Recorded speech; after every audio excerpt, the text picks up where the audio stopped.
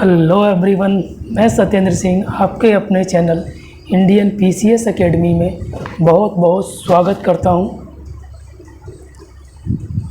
तो मैं आप लोगों से मैं यही आशा करता हूं कि मैं जो कंटेंट आपको करा रहा हूं वो आपको आसानी से समझ में आ रहा होगा, यानी आपको उसको समझने में ज़्यादा कोई मेहनत नहीं करनी पड़ रही होगी, क्योंकि मैं जहाँ पर जो कंटेंट करा रहा हूँ थोड़ा डीप में है। और डीप में मेरा कराने का उद्देश्य यही है क्योंकि आजकल के जो हम अगर एग्ज़ाम की बात करें, कोई भी एग्ज़ाम आप उठा लीजिए, छोटे से छोटे एग्ज़ाम, वो क्वेश्चंस पहले पूछे जाते थे फैक्ट वाइज फैक्ट, वो क्वेश्चंस अब नहीं पूछे जाते हैं।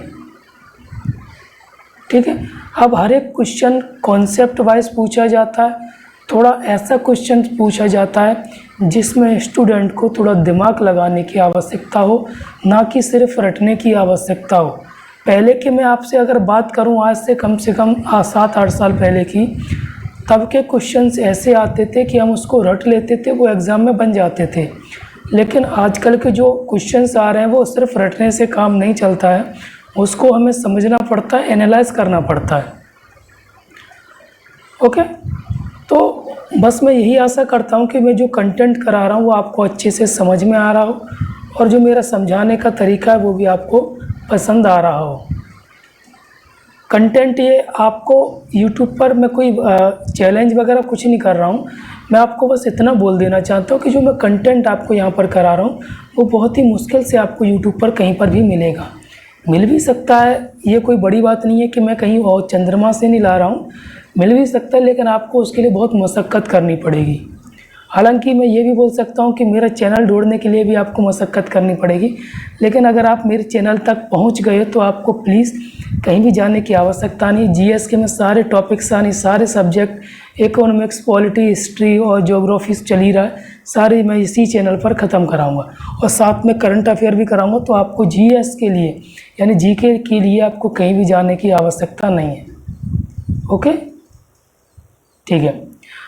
तो ये जो हमारा चैनल है और ये मैं कंटेंट आप सभी के लिए लेकर आया हूँ, वो जो हमारा कंटेंट है वो जितने भी कॉम्पिटिटिव एग्ज़ाम्स होते हैं, छोटे एग्ज़ाम से लेकर हम बड़े एग्ज़ाम जितने भी आपके मन में आते हैं, सब के लिए हम ये क्लासेस ले सकते हैं। ओके, और इसका जो माध्यम रहेगा वो माध्यम रहेगा हमारा हिंदी, क्योंकि जितने भी हिंदी मीडियम के छात्र, जैसा कि मैंने पिछली क्लास में आपको बताया था, क्योंकि हिंदी का जो कंटेंट है वो बहुत ही कम बड़े एग्ज़ाम्स के लिए उपलब्ध नहीं है, तो इसीलिए मैं ये कराना चाहता हूँ, ये सोचकर करा रहा हूँ कि आप लोगों को कंटेंट के लिए कहीं भटकना ना पड़े। मैं ये भी नहीं बोल सकता हूँ कि यहाँ पर मैं जो कंटेंट करा रहा हूँ वो आपके सभी एग्ज़ाम्स के लिए इनफ है। सभी एग्ज़ाम्स की मैं बात करूँ तो आपके लिए सिर्फ यूपीएससी को छोड़ रहा हूँ। यूपीएससी के लिए कोई भी कंटेंट, कोई भी टीचर का कंटेंट इनफ नहीं है, लेकिन यहाँ पर मैं जो आपको समझाता हुआ चलूँगा उससे आप इसके अलावा भी अपने खुद और कंटेंट तैयार कर सकते हैं। और ये कंटेंट मैं आपको बता दूँ, एसएससी हो गया, पीएससी हो गया, पटवारी हो गया, रेलवे हो गया, और जितने भी एग्ज़ाम्स यूपीएससी को छोड़कर हैं, सभी के लिए कंटेंट इनफ है। ठीक है, पर्याप्त है।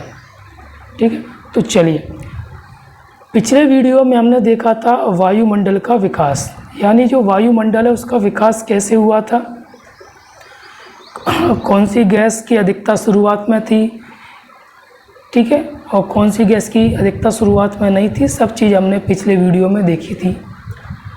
आज जो हम देखने वाले हैं इस वीडियो में, यानी इस क्लास में, वो देखने वाले हैं पृथ्वी की गतियाँ। यहाँ पर सूरज देवता छपे हुए हैं और ये पृथ्वी 4 नहीं है, एक ही पृथ्वी है, इसकी गति बताई गई है। यानी जब ये एरिया यानी सूर्य के सामने आता है पृथ्वी का, तो इस एरिया में क्या होता है, प्रकाश होता है, यानी दिन होता है। और जब ये एरिया यानी ऊपर का पार्ट अगर हम बात करें, कोई भी ऊपर नीचे नहीं है, लेकिन ये हिस्सा आता है तो इसमें प्रकाश होता है, ये हिस्सा आता है तो इसमें प्रकाश होता है, और इसमें हमको ये अंधेरा दिख रहा है क्योंकि हम इस एंगल से देख रहे हैं। सूर्य के जैसे इसका जो अपोजिट है वो वाला एंगल ये है, तो ये वाला एंगल है इधर, इसकी हमें नहीं दिख रहा है, वहाँ पर प्रकाश है। और इस मैप को हम आगे समझने वाले हैं, इस वाले को। क्लियर? तो बस आसानी से बिल्कुल धैर्य बनाकर मन लगाकर आपको ये क्लास लेनी है। बाद में आप मुझे बोल सकते हैं कि सर ये समझ नहीं आया, अगर बाद में कोई चीज़ छूटती है तो। ठीक है, चलो।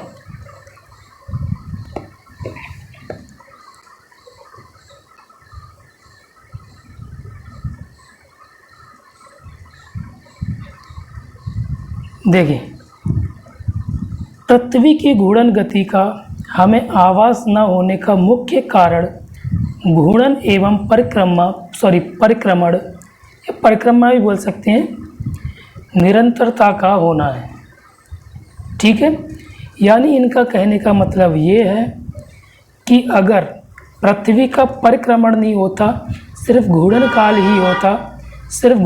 ही होता तो हमें पृथ्वी के जो घूर्णन काल का जो नहीं चलता है वो पता चल जाता। ठीक है,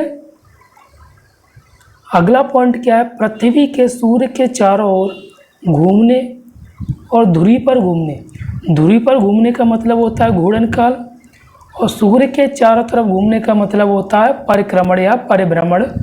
ठीक है, जैसे पृथ्वी यदि अपनी धुरी पर नहीं घूमती तो एक ही हिस्से पर हमेशा क्या बना रहता, दिन, या दूसरे हिस्से पर हमेशा क्या बनी रहती, रात। समझ में आया कि अगर पृथ्वी अपनी धुरी पर यानी जो घूर्णन नहीं करती तो हमेशा क्या बना रहता, दिन या रात। ठीक है, पृथ्वी के सूर्य के चारों ओर घूमने से ही मौसम का परिवर्तन होता। ये सब चीज़ें हम दोबारा से, अब जैसे हम पढ़ेंगे तो दोबारा भी ये चीज़ें आएंगी। ठीक है, अतः इन सब प्रमाणों से सिद्ध होता है कि पृथ्वी सूर्य के चारों ओर अपनी धुरी पर सतत रूप से घूमती रहती है। इसको हम बोलते हैं घूर्णन काल। ठीक है, फिर आगे क्या बोल रहा है, दूसरे ग्रहों की भांति पृथ्वी अपने अक्ष पर लगातार घूमती रहती है। अक्ष उत्तरी ध्रुव एवं दक्षिणी ध्रुव को मिलाने वाली काल्पनिक रेखा है। जो अक्ष है, जैसे अगर मैं यहाँ पर बात करूँ, ये है पृथ्वी, तो ऊपर का हमारा हो गया उत्तरी ध्रुव, नीचे का हमारा हो गया दक्षिणी ध्रुव। इन दोनों को जो मिलाने वाली एक काल्पनिक रेखा है उसको हम क्या बोल देते हैं, अक्ष बोलते हैं।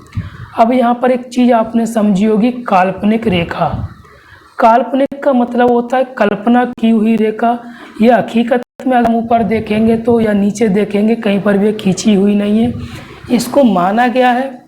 ठीक है, क्योंकि ये कल्पना की गई है इसलिए इसको हम काल्पनिक रेखा बोल देते हैं, जिसके सहारे पृथ्वी घूर्णन करती है।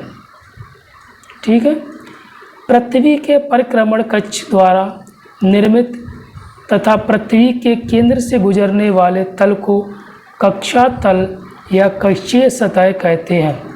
फिर से मैं इस लाइन को दोहरा देता हूँ, पृथ्वी की परिक्रमण कक्ष द्वारा निर्मित, यानी पृथ्वी की जब परिक्रमा करती है तो उसके द्वारा एक कक्षा बनती है, तथा पृथ्वी के केंद्र से गुजरने वाले तल को हम क्या कहते हैं, कक्षा तल कहते हैं। मतलब जो एक रास्ता बना देता है इसको हम क्या बोल देते हैं, कच्ची सतह या कक्षा तल। ओके, चलो।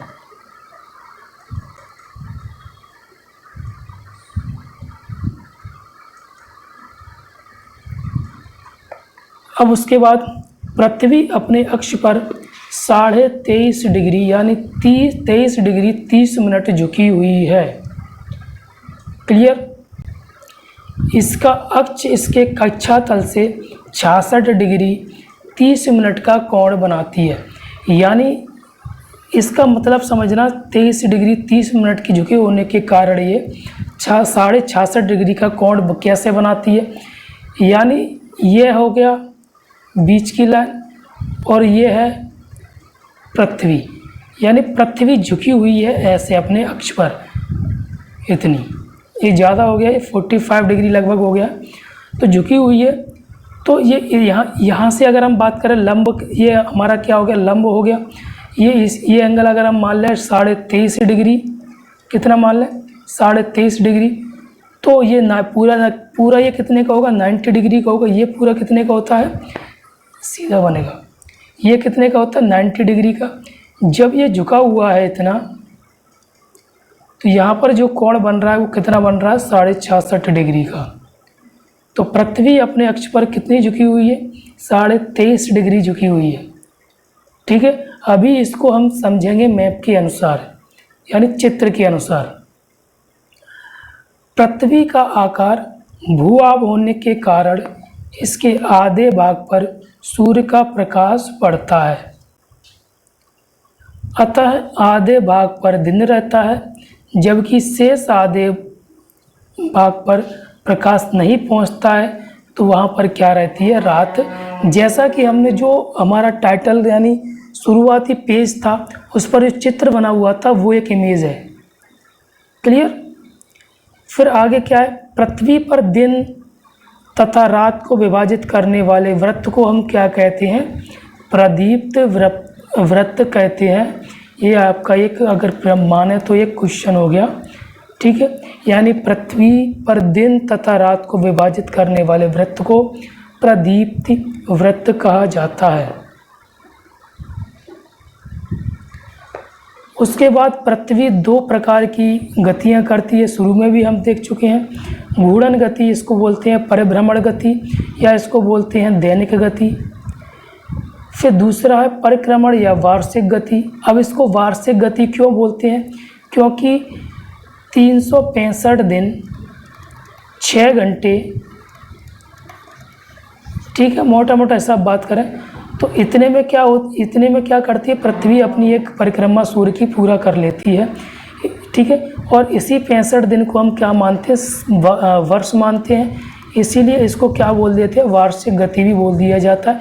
और ये यहाँ पर 6-6 घंटे अगर आप बचेंगे, एक साल 6 घंटे, दूसरे साल 6 घंटे, चौथी साल भी 6 घंटे, तो ये 6-6 घंटे मिलकर हर चौथी साल में एक दिन बना देते हैं। तो एक दिन किस में वर्ष ऐड हो जाता है, लीप वर्ष में। ठीक है, जिसमें जो फरवरी होती है वो 29 दिन की हो जाती है। तो सबसे पहले हम जो पढ़ने वाले हैं वो घूर्णन गति पढ़ने वाले हैं। अब घूर्णन गति को हम कैसे क्या डिफाइन करेंगे वो यहाँ पर हम देखते हैं। पृथ्वी का अपने अक्ष के सापेक्ष पश्चिम से पूर्व दिशा की ओर लट्टू की भांति घूमना ही पृथ्वी का घूर्णन कहलाता है। यानी हम एक धागा से किसी लट्टू को बांधते हैं और उसको घुमाते हैं तो वो अपनी जगह पर घूमता है, तो उसका वो क्या कहलाता है, घूर्णन गति कहलाती है, या उसको क्या बोलते हैं, परिभ्रमण गति भी उसकी बोल सकते हैं। ओके,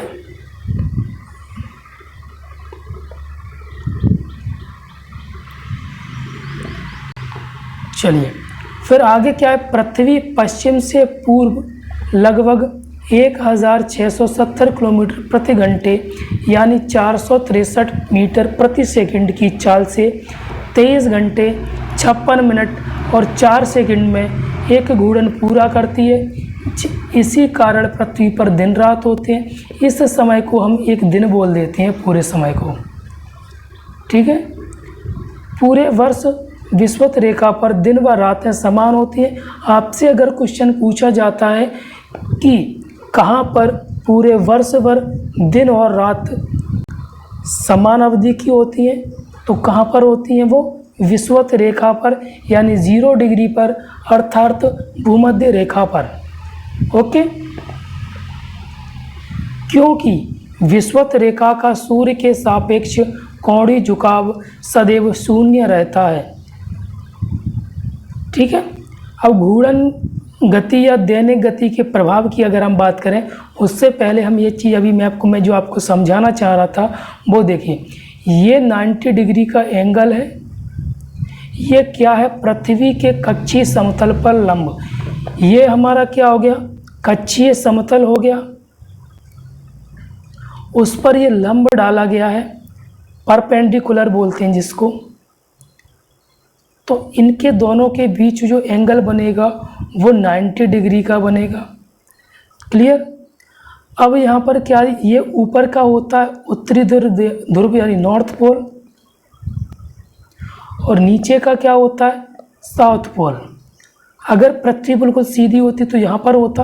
अब ये पृथ्वी थोड़ी 23 डिग्री यानी 23.5 डिग्री ये झुकी हुई है, तो ये क्या है, थोड़ा तिरछा हो गए हैं।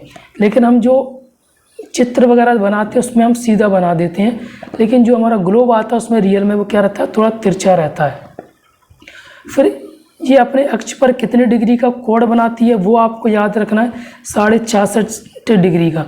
तो आपको ये चीज़ याद रखना, इन दोनों में कंफ्यूज नहीं होना। देखिए मैं दोबारा से दोहरा देता हूँ कि पृथ्वी अपने कक्ष समतल पर कितनी डिग्री का कोण बनाती है, तो 66.5 यानी 66.5 डिग्री।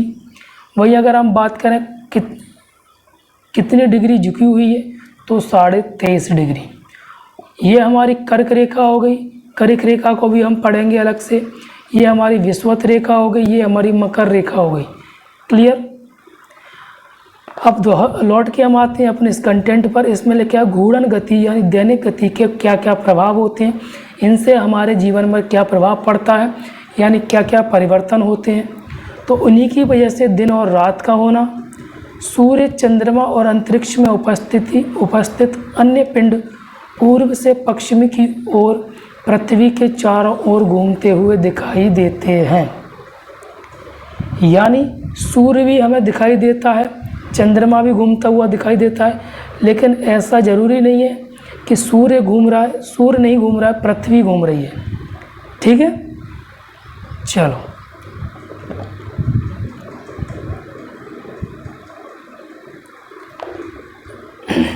फिर आगे क्या है, हवाओं, धाराओं की दिशाओं का बदलना। घूर्णन गति के प्रभाव से कॉरियोलिस बल की उत्पत्ति होती है, जो क्या करता है, हवाओं की और धाराओं की दिशा को परिवर्तित कर देता है। ठीक है, जिसके कारण उत्तरी गोलार्ध में पवनें अपनी दाईं ओर झुक जाती हैं। जैसे ये पृथ्वी है, इसमें ऊपर उत्तरी गोलार्ध हो गया, नीचे दक्षिणी गोलार्ध हो गया, तो उसमें जैसे पवनें सीधी चल रही हैं, तो ये क्या होती हैं, कॉरियोलिस बल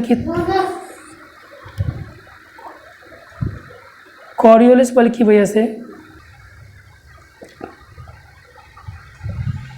ठीक है, तो ये क्या होती है, थोड़ी झुक जाती हैं इधर, यानी टेढ़ी हो जाती हैं ये। और अगर दक्षिणी गोलार्ध की बात करें तो ये अपने बाईं ओर झुक जाती हैं ऐसे। ज्वार भाटा की दैनिक या अर्ध दैनिक आवृत्ति एवं इससे उत्पन्न ज्वारी तरंगों की दिशा सीमित तौर पर पृथ्वी के घूर्णन गति से प्रभावित होती हैं। तो ये सब चीज़ आपको एग्ज़ाम में पूछे जाते हैं क्वेश्चन। अगर आपसे क्वेश्चन पूछा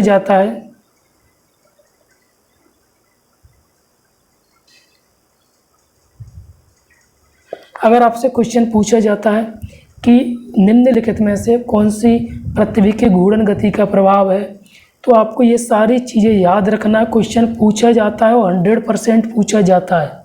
ऐसा नहीं कि मैं बोल रहा हूँ कि आज आएगा कि नहीं आएगा। ठीक है, चलिए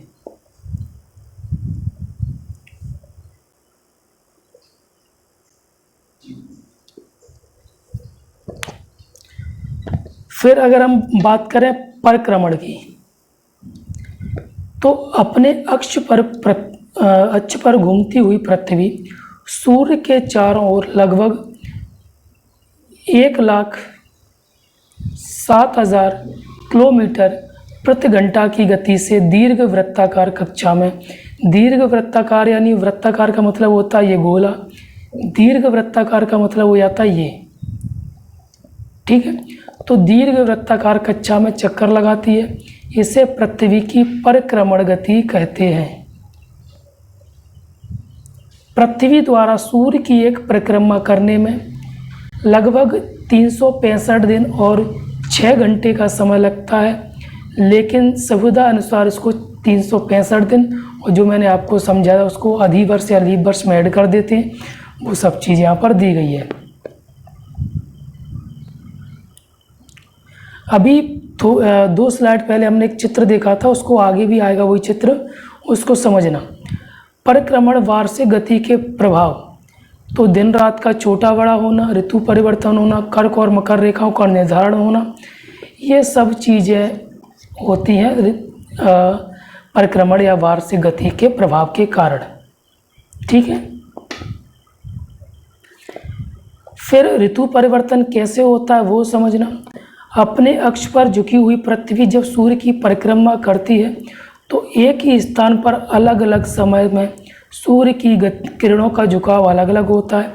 भिन्न भिन्न झुकाव के कारण सूर्य की किरणों का ताप का वितरण बदलता रहता है। वितरण का मतलब होता है तापमान सब जगह अलग अलग यानी बट जाता है। इसी वितरण के कारण यानी बटे हुए बटने के कारण समय के साथ उस स्थान पर गर्मी तथा सर्दी की ऋतु बन जाती है। पृथ्वी के परिक्रमण में 4 मुख्य अवस्था होती है जो इस प्रकार हैं।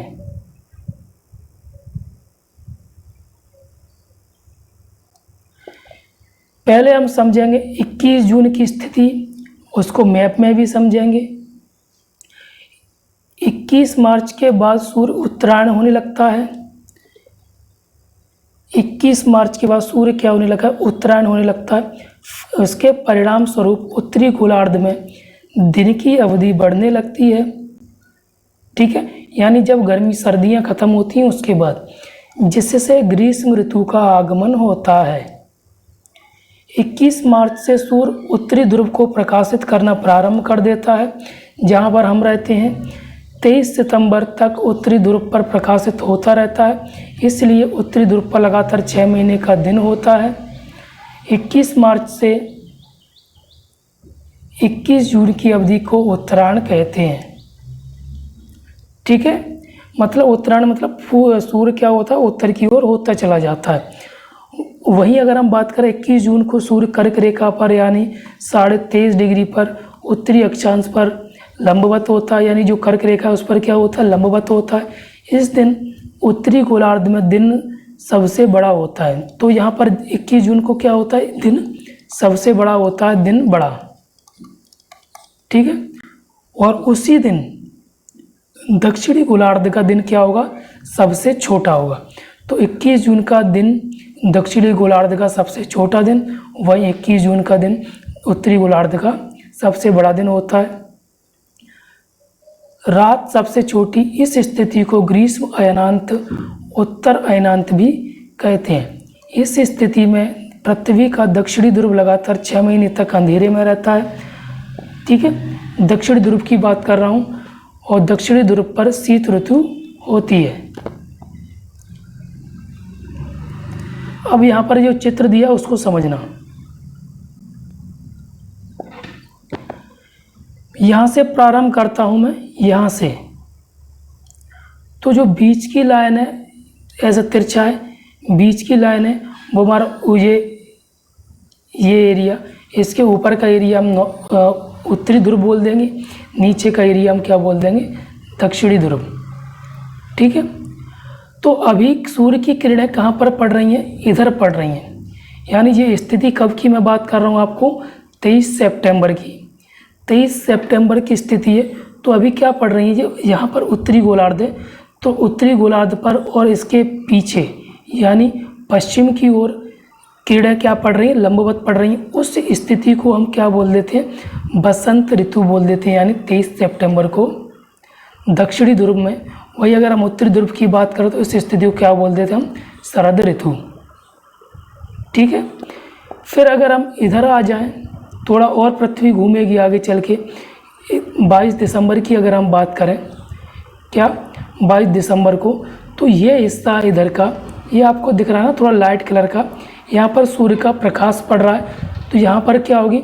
दक्षिणी गोलार्ध में ग्रीष्म ऋतु होगी, ये उत्तरी गोलार्ध है तो इसमें क्या होगी? शीत ऋतु होगी। और दिसंबर में वही होता है, क्योंकि ये हिस्सा क्या होता है? सूर्य के प्रकाश से क्या हो जाता है? दूर हो जाता है। अभी मैं आपको एक चीज़ समझाऊंगा, वो आपको थोड़ा गहराई से समझना है। फिर जब दक्षिणी गोलार्ध की अगर बात करें तो ये दक्षिणी गोलार्ध है, यहाँ पर दक्षिणी गोलार्ध। ठीक है, यानी इसको मैं मान लूँ 0 डिग्री, तो इधर का जो एरिया होगा वो क्या होगा? दक्षिणी ध्रुव होगा, और इधर का एरिया क्या होगा? उत्तरी ध्रुव होगा। तो ये एरिया यहाँ पर सूर्य का प्रकाश पड़ रहा है, और ये पृथ्वी के सबसे ज़्यादा नज़दीक भी है। तो इस एरिया में यानी 21 मार्च को बसंत ऋतु होती है उत्तरी गोलार्ध में, वहीं यहाँ पर सबसे ज़्यादा गर्मी भी पड़ती है। ठीक है, वहीं अगर मैं बात करूँ इस स्थिति की, तो यहाँ पृथ्वी सबसे ज़्यादा दूर है इन दोनों कंडीशन पर। तो उत्तरी गोलार्ध पर जो कम से सर्दी और कम गर्मी का कारण मैं आपको बताता हूँ वो क्या है। अब एक चीज़ यहाँ पर आप समझना, मान लो ये पृथ्वी है, ये यहाँ पर दी गई है, तो हम रह रहे हैं यहाँ पर। कहाँ रह रहे हैं हम? यहाँ पर रह रहे हैं। तो इस एरिया में कहीं पर भी आप मान लीजिए इधर रह रहे हैं। देखिए, तो जब हम पृथ्वी के सबसे ज़्यादा दूर होते हैं तो सूर्य का जो प्रकाश पड़ता है वो हमारे ऊपर क्या पड़ता है? लंबवत पड़ता है। तो दूर होने के कारण हमारे ऊपर क्या गर्मी कम होती है, लेकिन जो भी गर्मी होती है वो सूर्य की जब किरणें हमारे सामने पड़ती हैं सीधी, तो वो उसके कारण होती है। लेकिन ज़्यादा कड़क यानी ज़्यादा भयंकर गर्मी क्यों नहीं पड़ती? क्योंकि हम सूर्य से दूरी पर होते हैं। वहीं अगर मैं बात इधर भी करूं, वहीं वही स्थिति है 21 जून की स्थिति। अगर मैं बात करूं यहाँ पर हम पृथ्वी के सबसे ज़्यादा नज़दीक होते हैं। ठीक है, लेकिन हम इधर रह रहे हैं तो इधर पृथ्वी का प्रकाश जल्दी पहुँचेगा। ठीक है, जल्दी पहुँचेगा और ज़्यादा पहुँचेगा। लेकिन हम सूर्य के अपोजिट साइड हैं। सूर्य के क्या है? Opposite side. यहाँ पर हम यहाँ पर हैं, सूर्य के अपोजिट साइड है और पास में अपोजिट साइड होंगे तो सर्दी पड़ेगी, लेकिन पास होने की वजह से सर्दी ज़्यादा नहीं पड़ती है। फिर से मैं एक अच्छी चीज़ आपको समझा देता हूँ। जब उत्तरी गोलार्ध में यानी हम रहते हैं जहाँ पर, ठीक है, यानी हम भारत की बात कर रहे हैं, तब जब सूर्य से हम ज़्यादा पास में होते हैं, ठीक है, लेकिन सूर्य के अपोजिट होते हैं, तो सूर्य के पास होने के कारण हमारे पास क्या होना चाहिए? गर्मी ज़्यादा होनी चाहिए। यानी पृथ्वी उस टाइम पे क्या होती है? सूर्य के सबसे ज़्यादा नज़दीक होती है, तो वहाँ पर क्या होनी चाहिए? ज़्यादा गर्मी होनी चाहिए। लेकिन हमारा जो उत्तरी गोलार्ध है वो सूर्य के अपोजिट हो जाता है, यानी जहाँ पर हम रह रहे हैं सूर्य के अपोजिट हो जाता है, तो ज़्यादा गर्मी नहीं पड़ पाती है। ठीक है, यानी सर्दी भी क्या पड़ती है? ज़्यादा भयंकर सर्दी नहीं पड़ती। ठीक है, वहीं अगर हम यहाँ पर बात करें तो सूर्य के साइड में होते हैं, हम सूर्य के साइड में होते हैं, लेकिन सूर्य की सीधी किरणें पड़ती हैं, तो हमें गर्मी क्यों नहीं लगती? क्योंकि हम सूर्य से ज़्यादा दूरी पर होते हैं। अगर ये चीज़ समझ में नहीं आए, थोड़ी खिचड़ी सी बन गई है, तो आप मुझे दोबारा बता सकते हैं, मैं उसको दोबारा समझा दूँगा। फिर ये 22 दिसंबर की स्थिति, 23 दिसंबर से 21 मार्च तक पृथ्वी का दक्षिणी ध्रुव प्रकाशित होता रहता है। इससे दक्षिणी ध्रुव पर लगातार 6 महीने का दिन होता है। इसके अंतर्गत 23 सितंबर से 22 दिसंबर की अवधि को हम क्या कहते हैं? दक्षिणायन कहते हैं। ठीक है,